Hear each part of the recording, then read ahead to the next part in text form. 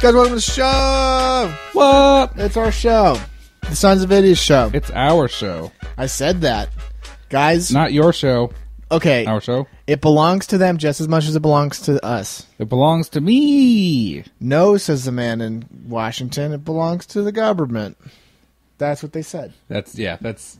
Guys, welcome. I'm your intrepid host, Tom C. I'm your equally sexual host, D. Marx. Ooh, I don't think intrepid denotes anything involving sexuality, but What?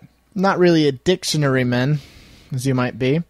Guys, welcome to another thrilling week. We're sorry about last week. There was some crap that happened. We couldn't get a show out. Yeah, there was an explosion at the sound plant that we use to get all our sound, and it's very, very dangerous. A lot of sound runoff into local streams and ponds.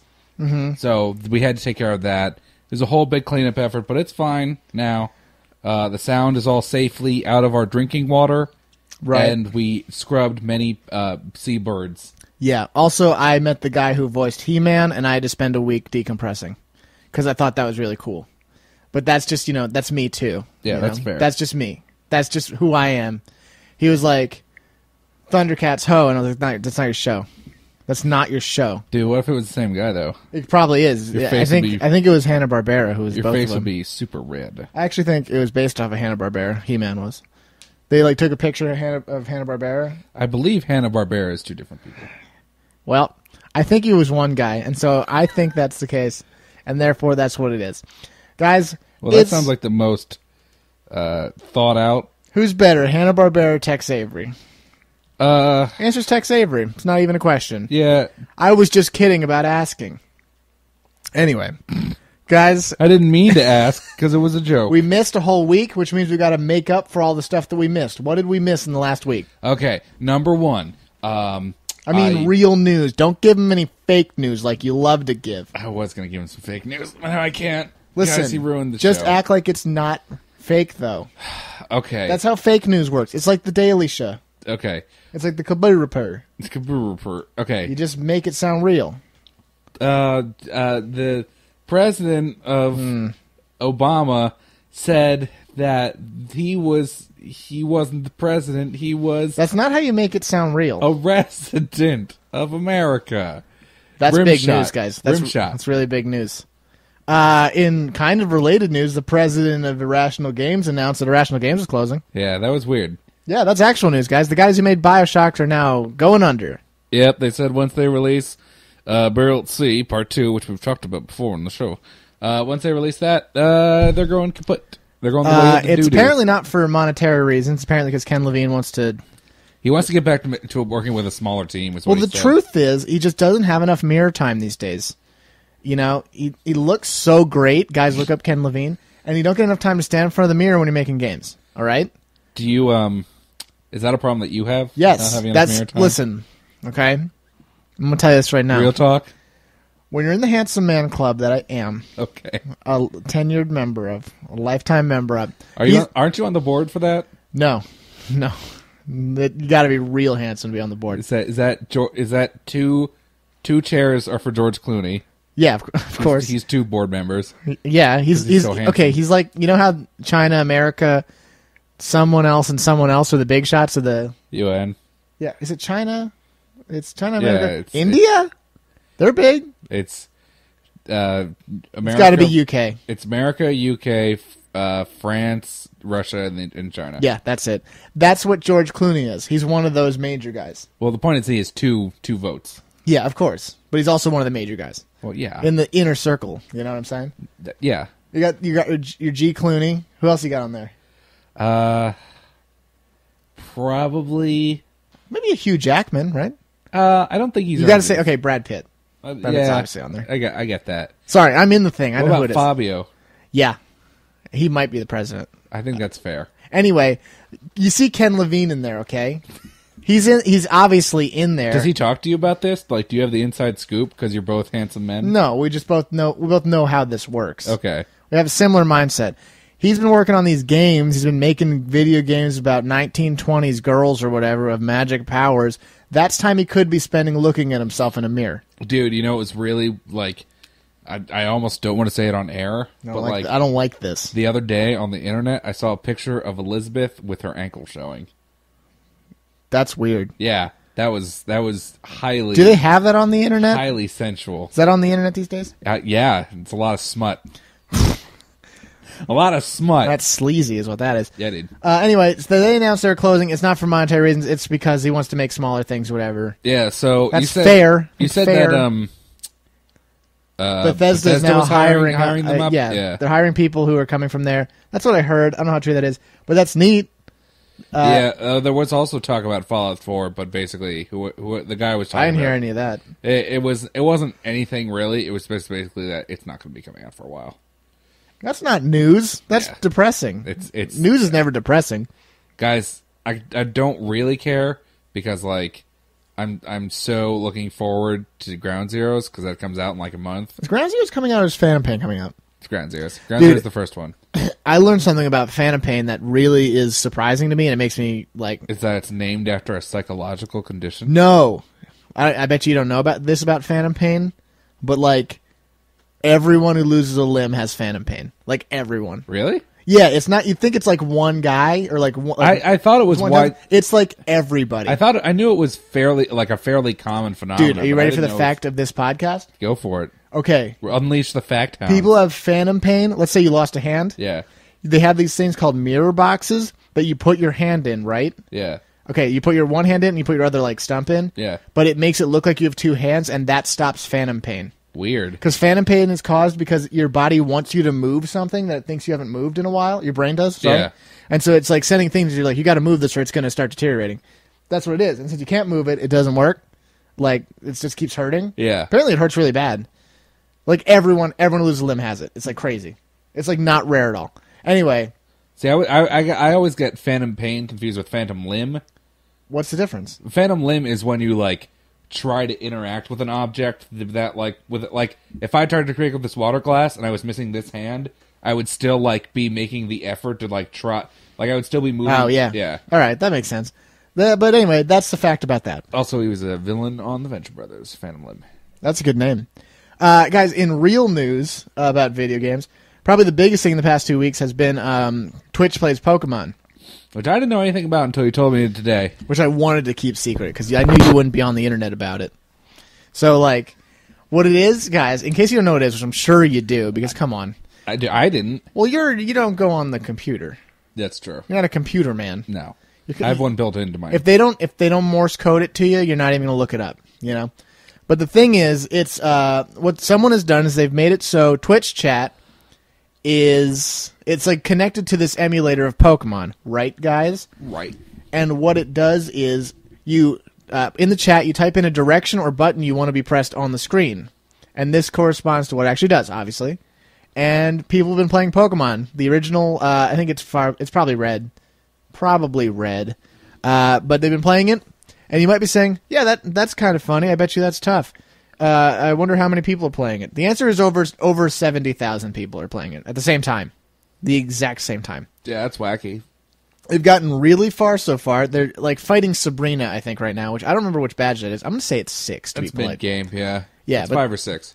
There's a lot of stuff that like has come up from it that like are funny, but also like a lot of like concepts that really you wouldn't think you'd need to know about. Because like they've been like... People who've been thinking ahead are like, okay, if we lose this one Pokemon by accident, we're not going to have a way to surf off of this island later. Yeah. So, like, there's all this crazy advanced thinking and stuff. Well, because you said that they accidentally release Pokemon all the time. They always accidentally release Pokemon. It's a big deal. Because, like, if they ever go to the PC, releasing Pokemon is, like, 2 things away. Yeah. And so, like, it's something they always have to be concerned about is giving away Pokemon they don't want to get rid of. Guys, if you haven't looked it up, it's played 24/7. So, like... Yeah. Because it has to be. Go look it up because I'm sure you've heard of it, but it's like a huge deal and everyone's talking about it. Like it's all over the place. The subreddit about it is like one of the bigger subreddits now because everyone's playing it. Dude, here's the real question. All right, so you're playing Pokemon. You're a small child. Your hands are barely big enough to press the buttons on your Game Boy that you're playing. Of course. Yeah. They are very resistant to pushing. Yeah. They're designed that way. It's to keep the buttons. It's to keep children from playing it. Exactly. Like we all know that everyone has your team, but like what do you do with the Pokemon in the box? What's in the Nothing. box? You don't do anything with them. Well, yeah, like that's the thing about Pokemon is like Professor Oak's always like, "All right, kid, go out and catch all these Pokemon because I got a bowl to smoke in the back. Got nothing else going on today. Gotta put on some Floyd." But yeah, but then you catch all these Pokemon, you fill up your Pokedex, and then you're taking animals out of the wild and you're putting them in like this cybernetic dimension of perpetual like suspended hibernation. Dude, maybe you don't know what's going on. Maybe releasing him is the most humane thing to do. Well, that's what I'm thinking. Like maybe the point of Pokemon is like what you should be doing is you get your team of 6, your classic team of 6, you catch and release all the time. Like that's what you should be doing. Yeah, that makes sense. Because then you don't have people sitting around. You get all your data from your Pokedex, but like once you're done, you go to your gym and you release all your extras. Yo, real talk, am I the one writing the things in the Pokedex if I'm catching the Pokemon?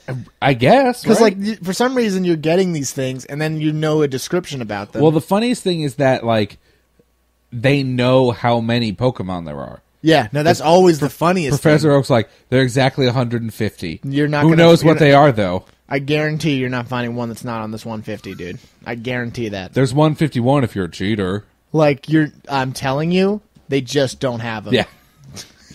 There's nothing to be discovered except the things that you have to discover still. But those don't count for some reason. Now, I do like the fact it's like, well, what if I just go to like Germany? No.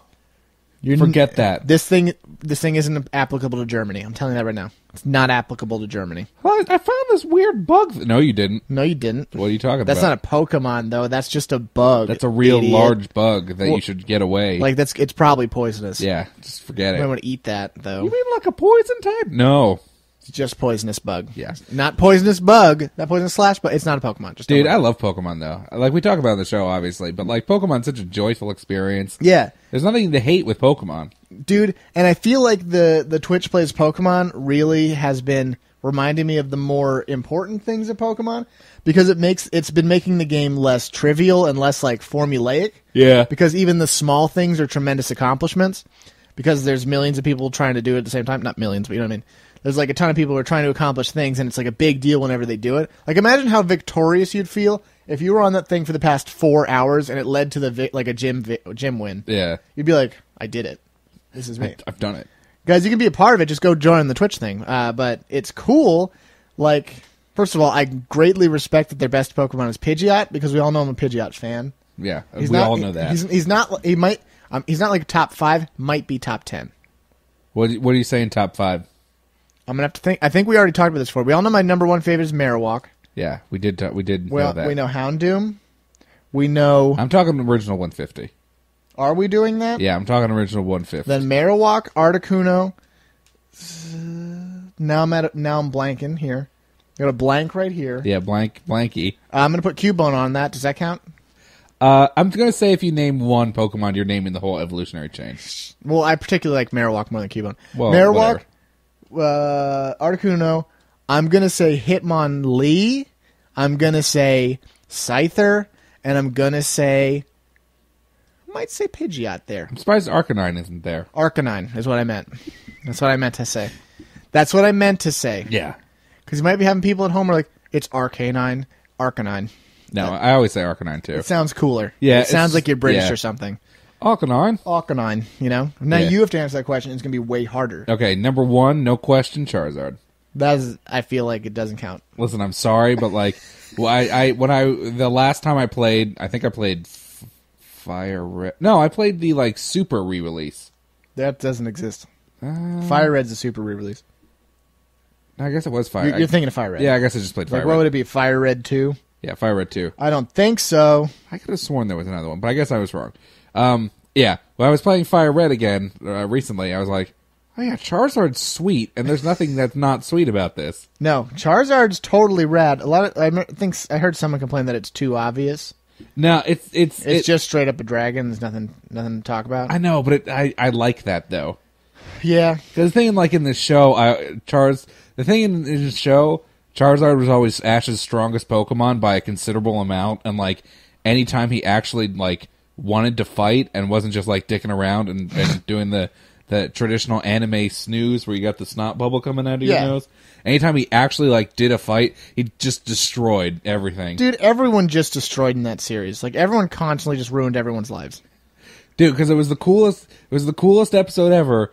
Because the one where Ash finally got to Blaine, and like he was having a hard time because Blaine's Magmar was like fucking everyone's shit up, and then like Explicit episode. yeah, sorry guys, Magmar was messing everybody's lives up real hard, and then like he like insulted Charizard, and Charizard got real mad, and this super climactic fight, and it was really cool. Yeah. Charizard's rad. We all know it. I like Charizard a lot. I bet you, I don't know how I want to almost say that I think Blastoise is cooler, but I also don't think I'm right. So that's the weird part there. I want to say I'm right, but I don't think I'm right. Notable muscle drunks, Blastoise. Yeah, there's no question that Blastoise is cool as well. But I like, because the key thing about Charizard, you not only have fire, you also have flying. Listen, you got those wings, those big strong wings. I think he might be dragon now. No, I think he's just fire flying. I think now. I'm saying now.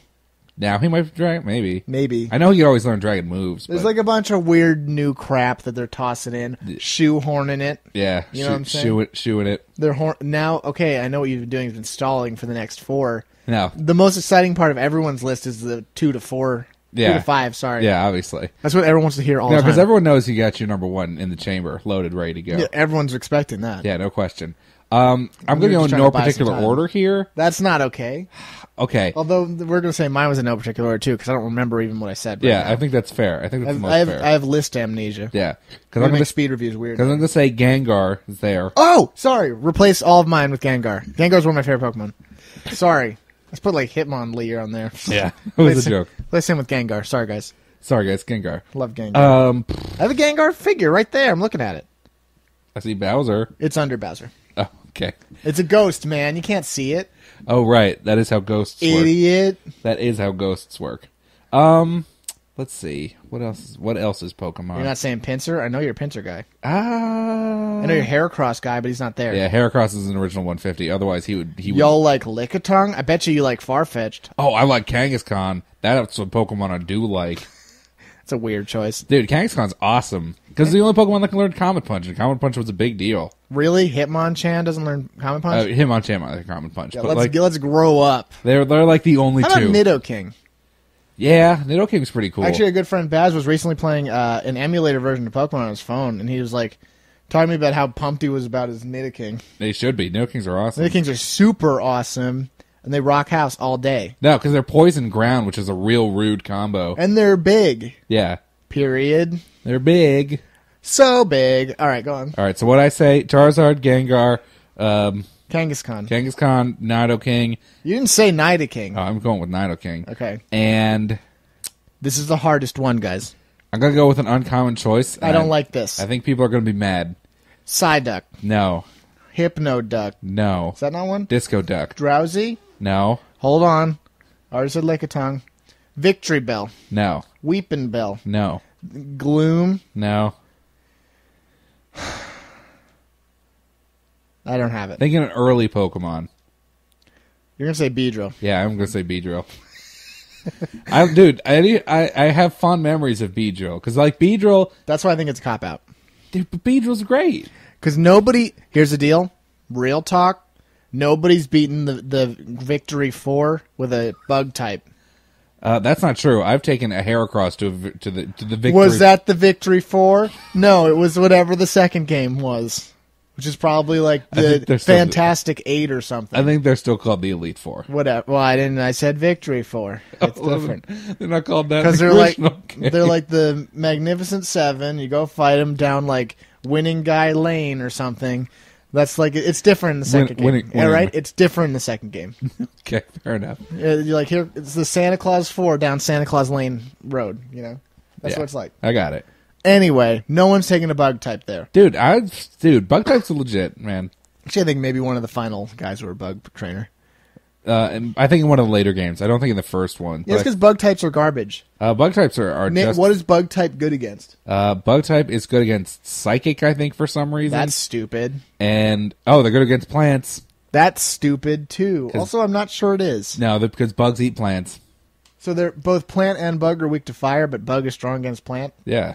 Is there any bug plant types? Probably. Probably Victory Bell. No, the Victory Bell's plant poison. How do you feel about Ekans? I mean Arbok. Arbok's pretty cool.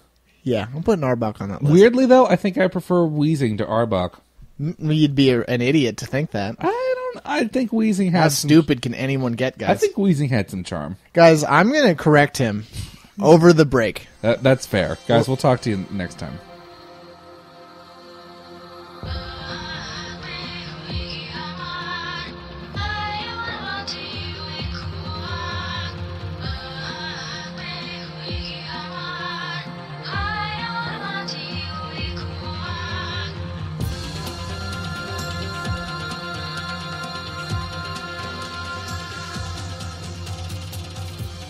Guys, welcome back to the show. Oh, I meant to tell you a song I want you to do for this week, but if you don't do it, I respect you. Thank you. I want you to know that I respect you. Thank you.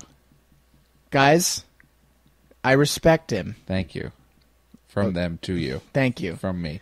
Guys, welcome to another thrilling half. Second half, guys. The show. We're in the home stretch now. You're almost done. Guys. You're almost done. You're almost done. This cruel experiment is nearly over. You did it. Guys, do you want to know personal news about me? Did you finally have a baby? No. We're still trying to put one in the oven, guys. No, don't. The butt oven. What did I say? Gonna make a chocolatey baby at my butt. Is that what you're saying? Guys. Boy, that took a really fast turn towards wrong street. I'm sorry. I like my turns fast and my baby's butt style. Guys. I thought you were going to say my street's wrong. So, guys, recently I made an investment that nobody's going to care about, but I care about it. So that's a good topic to talk about. I think it's interesting. It's a little interesting. But, guys, I've been a man who's a computer gamer. You know that. I like my computer.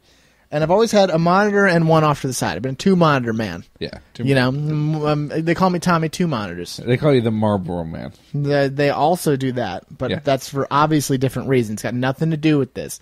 But in my dreams, whenever I go on one of those battle stations threads, you know, you see them all the time. Yeah, absolutely. Like, show us your battle station. You see some guy with a sweet 3-monitor setup, guys.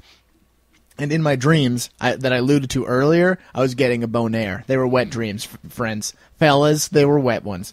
Because that is awesome every time I see it. I wanted 3 monitors because they're sweet, guys. And I always thought, could I be one of those 3-monitor elites? I don't know where this is going, Tom. This story doesn't. I don't even know what... Be patient. It pays off eventually. You're losing me. You're losing everybody. We got a lot of emails that I take too long with my stories. I know that. You're losing everybody. Every 5th email is, what? You take too long to get to the topic of the show. You're padding this out with your incredibly long story. That we get that one a lot. I know you like talking about 3 monitors, but what does this have to do with you? Guys, get to the bottom of it already. After tax returns, which just came recently, and I earned $65.3 million in tax returns because I paid $80 quadrillion in taxes. In taxes. Yeah. The $64 million back. I finally pulled the trigger and bought 2 monitors to go with my original monitor. So now I have 3 27-inch monitors at 1920 by 1080, which sounds like a lot, and it is. Yeah. And guys, I am now exploring the new and fantastical world of multi-monitor gaming, which is new and fantastical, like I alluded to earlier. Here's the deal, guys. You might be saying to yourself, Tom C., I've seen 3-monitor gameplay, and it always looks BA. And you're right, it does always look BA, but the secret is it takes a lot of work to get to that point. Because those people are just showing you the good part. Just the good part, guys. Yeah. It takes a lot of work to make a lot of games work out. It's your demo reel. Yeah. It's what you're sending off to college. If you want to get into the multi-monitor thing, what you're going to find is that a lot of games don't have support for it, that you're going to have to find a software thing that makes it work, look for some mods that makes it work, which is fine. I'm willing to do the work. And what I will tell you this, guys, the monitors I got a good price on the monitors, but I'm not sure it's more immersive. I'm reading a lot that people say, oh, I just wish I had gotten one like 1440 monitor or whatever. which I respect that too. I'm just not sure that the 3 is more immersive. Yeah, It is cool though. Okay, here's my only problem. Yes. With this 3-monitor deal. It would be awesome if you didn't have those bars. People don't like the bezels, guys. Yeah, the bezels are the only thing that's really taking me out of it. Dude, like we said, I've gotten used to it very quickly. Like we said, it'd be awesome in like a flight sim or a racing game. It is awesome in a flight sim or racing game. I'm going to talk about a flight sim in a minute or two. Oh, did you play War Thunder now? I already did, I did play that, and that was rad. That's not what I'm talking about. Oh, jeez. But yeah, because yeah. I mean, I'm sure you get used to it. You can get used to anything, guys. That's the way that humans work. Yeah, especially because there's so much movement on a screen that you're not really looking at things that aren't moving. Well, you're still probably focused on the center screen more than anything else. Well, that's the truth, because my center screen is still my best screen, too. Because the monitors I bought were not as good as my center screen. They were good, but they're not as good. That's what you said. But, like, think about when you drive a car, which is what my example always is. Yeah, you have your windshield, and then you have 2 side things that but you can see kind of the full gambit. Mm-hmm. But you do have 2 like things, because your car has like a thing right here, and in between your windshield and your things. That's what it's the same situation. You don't sit there and notice how those are there all the time. Well, that's what I'm talking about specifically with like a driving sim. It's because you have those blind spots. Yeah, those part of the cage. Yeah, guys, what you find a lot of times is that it isn't just what you might think, which is stretched across all things, but you find a lot of things, like in a perfect world, what it is a different HUD, which makes it basically the same HUD you'd get on a 1920 by 1080, but just in the middle, and then a wraparound thing of what would be like 2 monitors full of a different screen, like of your side view. So you basically get a full resolution of your sides. Mm-hmm. So it actually is more useful than it is immersive, I will tell you that. Because like when I'm playing a lot of Resident Evil 6 Mercenaries mode, guys. I'm still saying it was worth $10 by itself, but I'm playing a lot of that, and it is actually useful because you see stuff off to your sides that you wouldn't see before. Yeah, because you have that advanced looking technology, mm-hmm. But guys, I want to talk about a game that I started playing because of this. Guys, I finally got into a game I bought on Steam sale a million years ago. It's called Strike Suit Zero, which you have and you've played. We talked about it a little bit on the show before. Yeah, I didn't play as much as you did. No, I played a few missions. I haven't been in. It gets pretty hard, especially with some of the bonus objectives. I would recommend that game though. I think for an indie title, I think it's indie. It's indie-ish. For a lesser known title, I think it's worth spending the time in. Yeah, it's definitely there was definitely a lot of potential when I played it. I didn't really get it that deep into it. Yeah. But when I was playing it, I was like, okay, I know what they're getting at here, and I like it. That concept. I feel like it's got fleshed out worlds. I feel like it has a fleshed out feel, which is important. Yeah. The action is intense, and I feel like they understand how to get certain emotions out of this flighting game. Sim. Like, guys, because it's a game where you play as a fighter jet, essentially, that can transform into a giant robot. Okay? Yeah. It sounds easier than it is. But the thing is, when you first go into the giant robot, you feel really powerful, and it takes some doing to make that kind of stuff happen. Yeah. It doesn't happen by accident where you feel powerful. But the whole suit feels good. It feels good to go into it. It feels like a reward. I like that they did that. They did a good job. I want to play more of it. I'm just getting my face beat off by this mission I'm in. Yeah. It's really hard. But it does encourage you to do better because there's like bonuses for stuff. There's like bonus objectives that give you unlocks for the suit and stuff like that. Makes your suit better. It's like a Agent Under Fire style. You do good in a mission, you get a golden gun. You know what I'm saying? Yeah. And that's what I like. I feel like it's a well-made game. I would advise you get it the next time. It's like $1.30, which it always goes to. Yeah, or you can buy like the entire franchise for $10. Yeah, I recommend it now, guys. I think. Is it like? What if you had like a flight sim that was like Ikaruga? Wouldn't that be neat? Guys, we're gonna talk about Ikaruga too. Ikaruga too. But anyway, also there's a song when you first transform into the strike suit. When you first transform into the strike suit, it sounds like from Ghost in the Shell mixed with like an Indian jam, and I really like it a lot. That's the song I want to use for the thing, and it's gonna be impossible to find. Good. But that's the song I want to use. If you hear a song that sounded like that, that's what it was. Good. But anyway, guys, also Ikaruga went on Steam, which I think happened last week. I would have talked about it the week before. But guys, it was like announced, and then like it came out immediately. I know we talked about it before, how I wanted to play it. Then it totally happened. So did you play it? I played a lot of it, like 2 hours, which is a lot considering. Well, yeah, for For what is essentially an arcade game, that's a lot. It's a lot for an arcade game. Yeah. There's supposed to be trading cards, but I haven't gotten any yet, so Seems weird. I think there probably isn't. But I read everywhere that there was, but then I don't even see them listed, so whatever. But anyway, guys, Ikaruga is still great. I've become exponentially better at it than I was before because there's no continues. Like, for some reason, if you want to play in the way that gets replays, you can't use continues. And so I've been getting better. Yeah, I think that there's something to be said for, like, those kind of constraints. Yeah. Because it naturally improves you. Yeah, because, like... Because every death is more important. Because we talked about on... when I was doing my... when I was playing Deus Ex last time, when I was on super hard more difficulty. Hardmore Avenue. Like, after I'd gotten through Missing Link and I didn't use any weapons or anything, like, I just got really good at, like, naturally avoiding and, like, staying out of people's eyesight and just being very effective with takedowns and stuff. And it, like, it's one of those things that feels good because you're growing as a player. Yeah. You're not your character isn't getting stronger. Yeah. Which is what we always point to why Metro is so good, because you're never strong in Metro. Yeah. And it's just the best game ever. Yeah. That's also what I point out. But, yeah, guys, that's what I've been doing. Also, Guilty Gear Isuka came out. We mentioned that on the show. I bought that, and I would like to say that Isuka is still the least approachable game in a very unapproachable franchise, and you shouldn't buy it, except you should buy it so that maybe more Guilty Gears will come out. Yeah. Thank you. Blaze Blue also came out in the past 2 weeks, which I bought that, and I still like Blaze Blue, but apparently it's the worst Blaze Blue ever. So don't buy that if you don't want the worst one. What else did I do? We have so much stuff here that I'm trying to speed through it. Well, it's positive. I do like the fact that these ArcSoft games are coming out. Yes, that makes me very happy. Because if that goes well, then they'll start releasing like good Guilty Gear games. No, that's the dream, guys. Which would be awesome. That's the dream. Yeah, I guess the online fighting community is bigger than I always give it credit for. It's really big. I pretty much always gave fighting games. I always pretty much gave that to consoles, but I guess people on Steam like fighting too. Yeah. Because you got Street Fighter 4 on there. Well, because now the constraint of mouse and keyboard isn't really true because people can use basically whatever controller they want. Yeah, I think everyone's finally coming to the conclusion they can do that. Yeah. Because for some reason PC guys were like, only keyboard and mouse exists, which is obviously not true.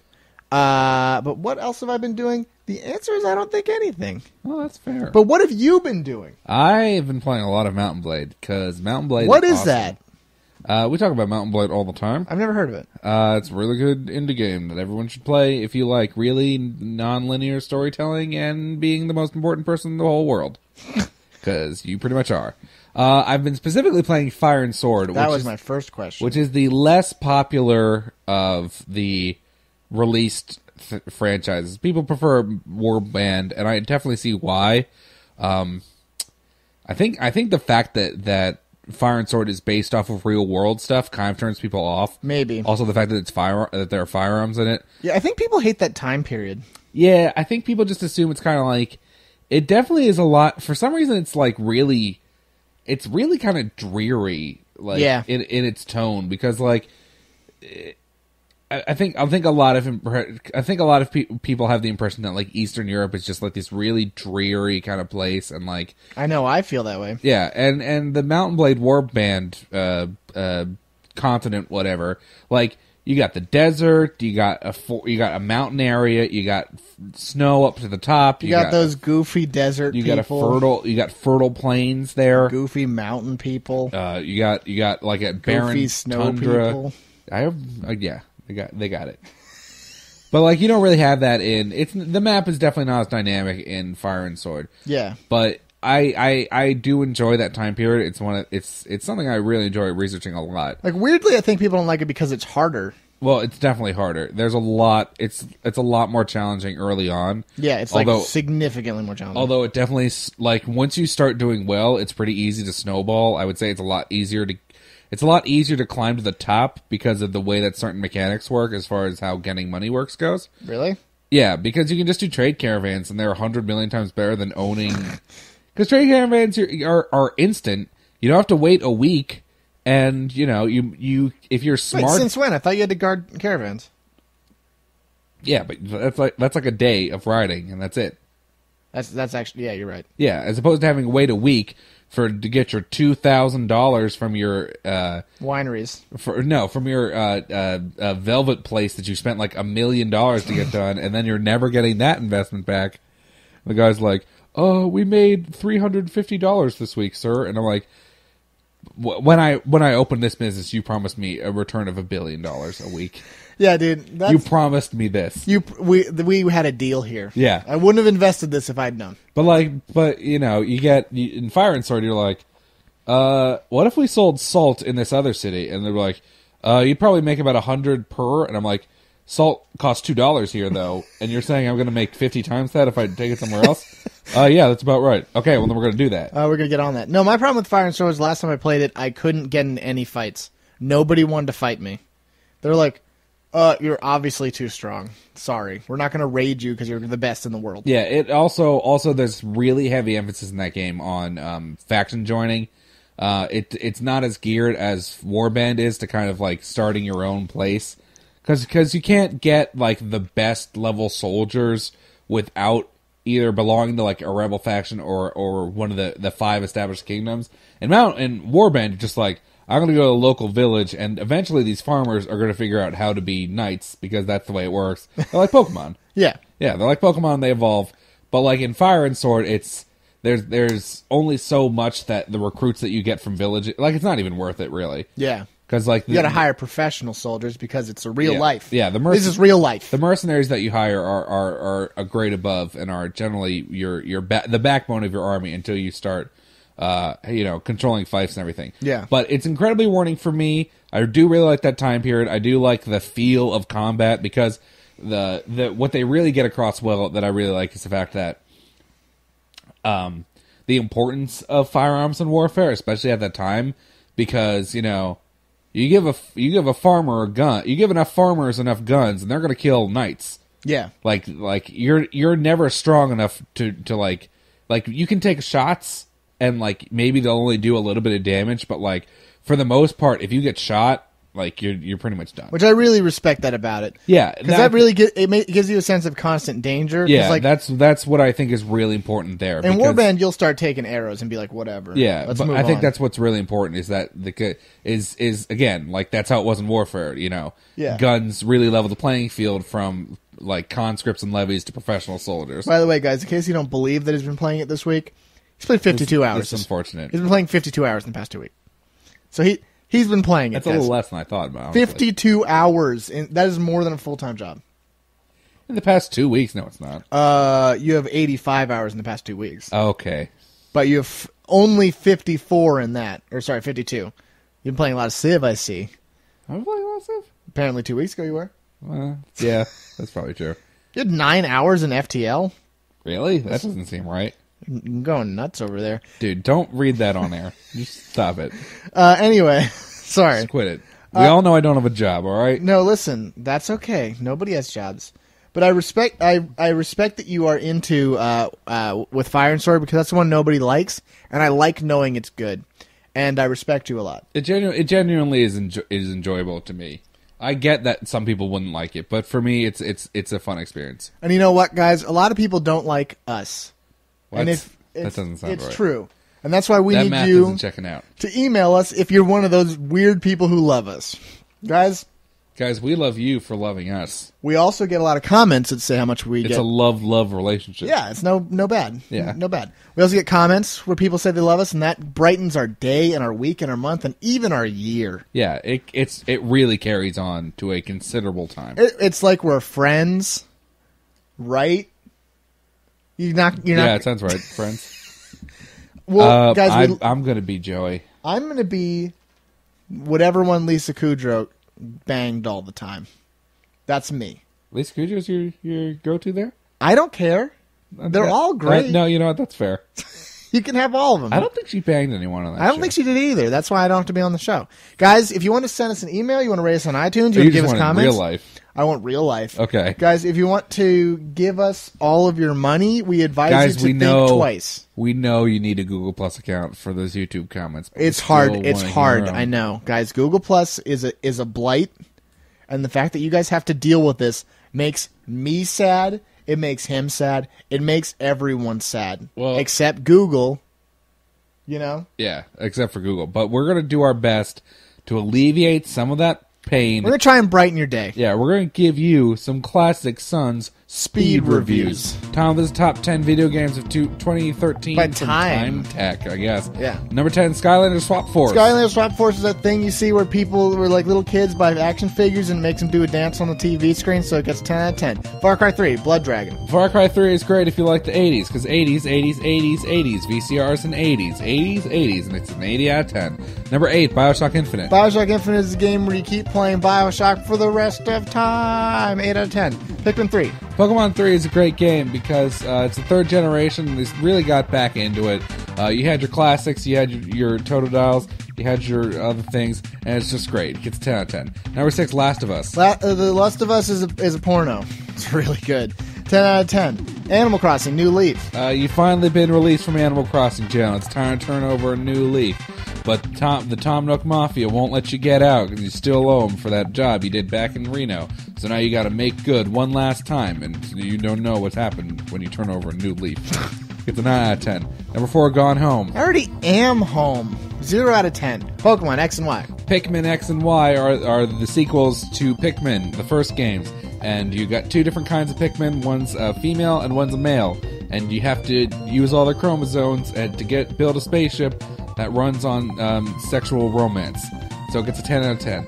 Number 2, Assassin's Creed 4, Black Flag. Black Flag's games play as a young Henry Rollins on his high-sea adventures, taking over people and supporting the straight edge movement. 0 out of 10. Grand Theft Auto 5. Grand Theft Crossing 5 is when you move to a new town, and all your new friends are fun, and they're going to tell you all about the property that you can buy and all the prostitutes that you can hire. Sounds great. It's 10 out of 10. We did it! Guys, we're going to catch you next week. We'll see you later.